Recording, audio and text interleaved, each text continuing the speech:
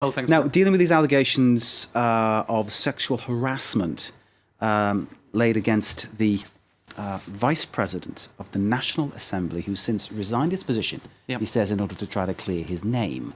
Fill us in with the details. All right, it's you could say it's for the Europe Ecology Party, which is now in government. They've recently in reshuffled two of the government ministers are now from the Europe Ecology Green Party, if you like. It is for this party, for that party, I guess, a bit of a Dominique Strauss-Kahn moment. It's unfair maybe on Dominique Strauss-Kahn to be using his name, but in terms of bombshell revelations, if you like, this is pretty... Let's be clear. Dominique Strauss-Kahn was an attempted rape allegation. This doesn't appear to have gone that far, but it's still very unsavoury. It's harassment, it's words, and it's one or two actions which, frankly, cross the line. That's right. And indeed, I suppose, prior to the Dominique Strauss-Kahn scandal, there was this idea in terms of covering the private life of politicians in France, that there was a kind of an omerta on that in the media. The media wouldn't go near something if it involved somebody's private life, even if it crossed the line. French law protects people's vie privée, private life, doesn't it? True, Completely. but I think even beyond that, there was a sort of a convention or kind of a codification, if you like, of media coverage of politicians' private lives. You just didn't go there. Tell us about this guy. Anyway, they have gone there here. 8 women have now spoken to Mediapart, along with France Inter Radio, to reveal their accounts of alleged sexual assault and sexual harassment by Denis Baupin.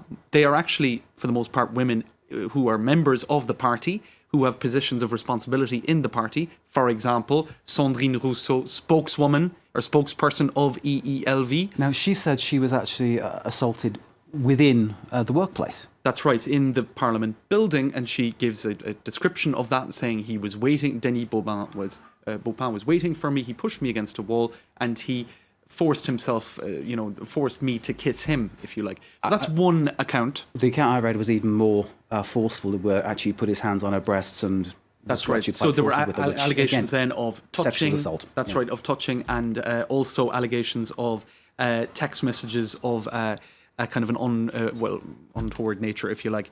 A lot of old tweets by Denis Baupin are now being dug up, which of course now look somewhat hypocritical, even though these are just allegations for now. And he has denied them. His lawyer has denied them.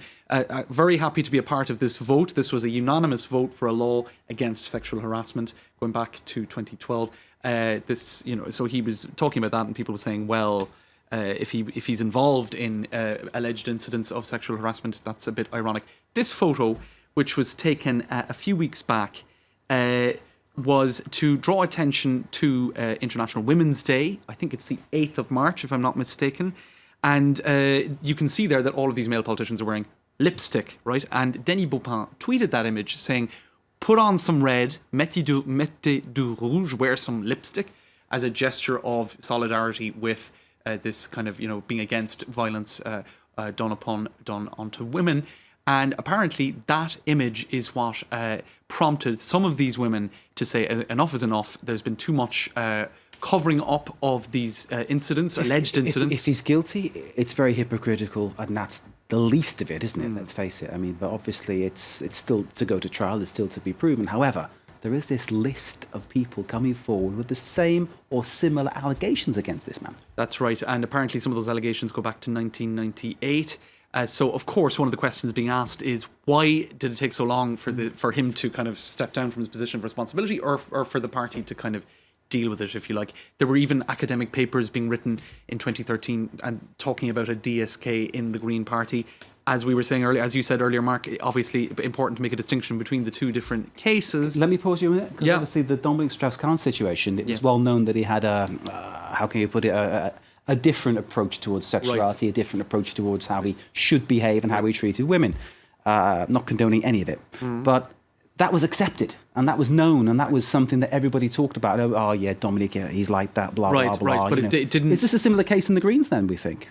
Well, I suppose the question is, to what extent was he crossing a line, and was it sexual harassment and was it sexual assault? Strauss-Kahn crossed so many lines. It's well publicised now, but isn't it? That's it. So that's a big question. Another thing that is going to be dogging the Green Party now when they're trying to deal with this is, of course, his wife is the housing minister, recently taken into the cabinet in a reshuffle.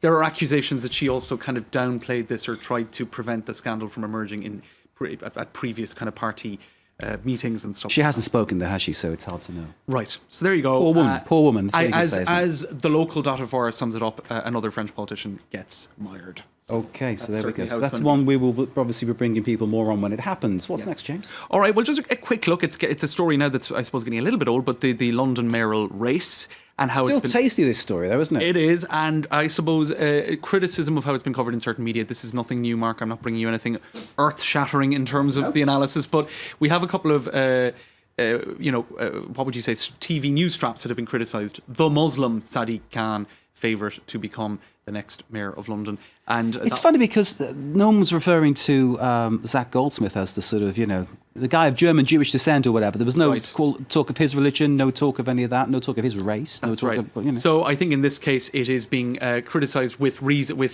fair... that is bona fide Western white Christian reporting, isn't it? That's the way white Western journalists do it, And I think another comment that's been made like is that it's kind of projecting kind of ideas onto maybe the London political scene that actually in London you've got 40% of people who are born outside the UK, 12% of the population that are Muslim, and the way in which it was being looked at from the outside was even more sort of identity politics than in the race itself. It's an extremely cosmopolitan city, more so than Paris or any other city I've ever lived in. An amazing place. Absolutely. I love London. Indeed. James, agree. I love you too. Great to see you, sir. Likewise, it's mutual. James Creedon with Feel me, the love. George. Great to see you. I love you too.